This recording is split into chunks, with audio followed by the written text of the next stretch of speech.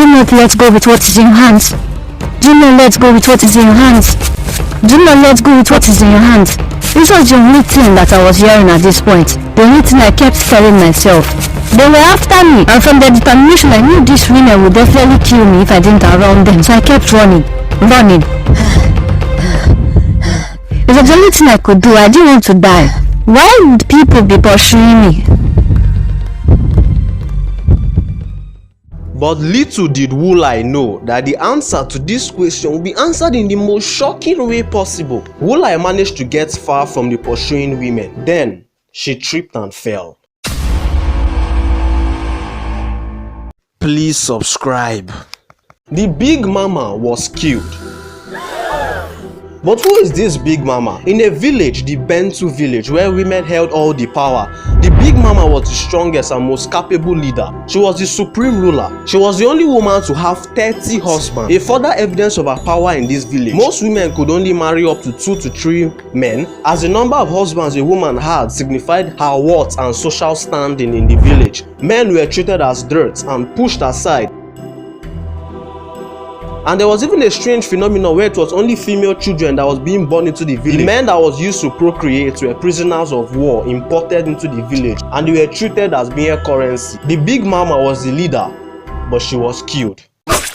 It was a big mystery. Many people suspected that she was killed by enemy spies or a supernatural occurrence. Maybe she had sinned against the gods of the land, but no one thought that she was killed by one of her people.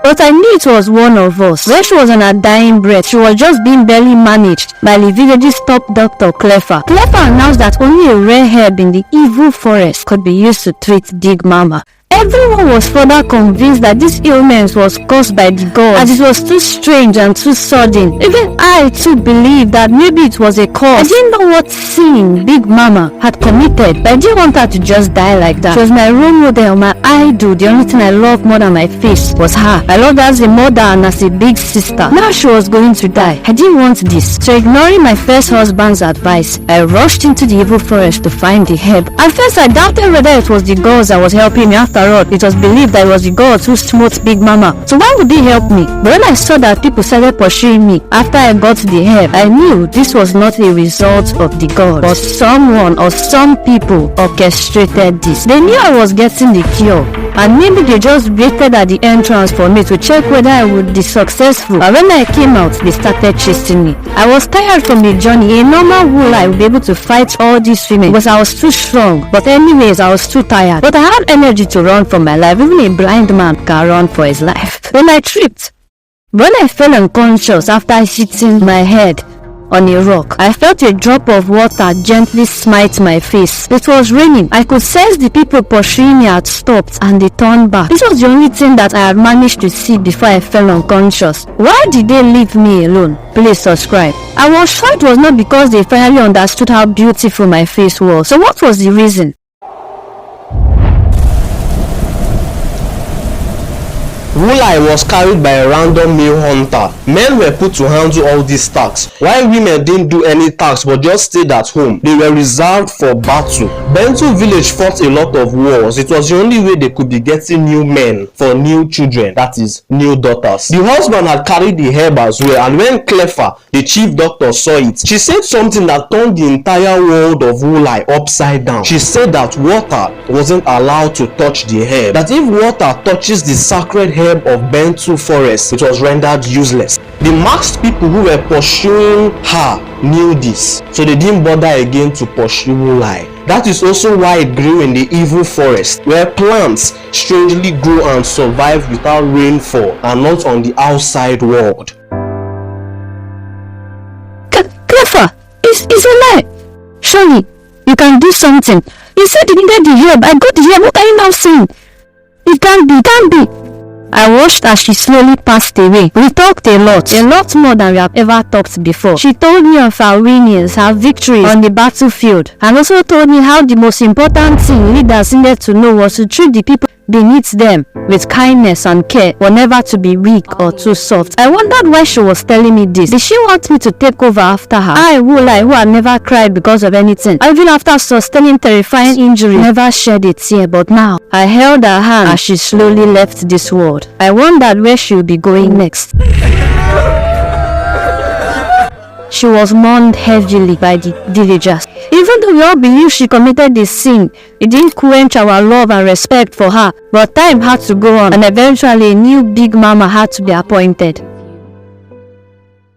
So a meeting was held. Please subscribe. It was conducted by the top 3 elders of the village, the oldest women in Bantu village, women that even the former, that is the deceased big mama, respected very well. It was a meeting to decide how the next big mama will be appointed. Normally it was the most excellent lady in the village, the person with the most victories in war and achievements, but it was harder by this time because there were 3 competitors: Wulai, Adane, and Selma. Adane always had this hatred for Wulai. Yes, Selma didn't like Wulai, but it was strictly because they were equal, sharing the popularity and competition. Adane's own hatred was personal, very deep.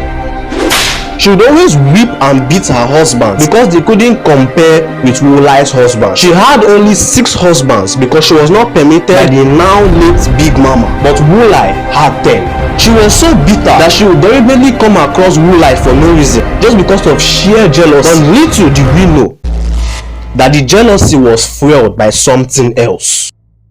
I didn't know why she always behaved like a bitch towards me. I understood I was prettier than her, but she shouldn't be angry because of that. I was prettier than everybody. I had no interest in the throne or leadership, but because of my late mentor's wishes for me before her death, I now wanted to become the big mama. But while the people liked me, the elders and the cabinet members didn't. At least most of them didn't, because in their eyes I was arrogant. But I didn't care. Adami was not liked by the public because of her bitterness, but the elders and cabinet members did. Apparently she was a very goody puppy before them and very humble. The other person wasn't even interested in the whole leadership. She was very talented and strong, but she didn't care as well. And if not for the former big mama, I wouldn't even be competing too. So normally Adane should have been the next big mama. I was part of the meeting and I could see Adane's bad and hatred-filled eyes were targeted at me. Now that I joined the race, I had become a major competitor for her and she didn't like it. But I didn't pay it any attention.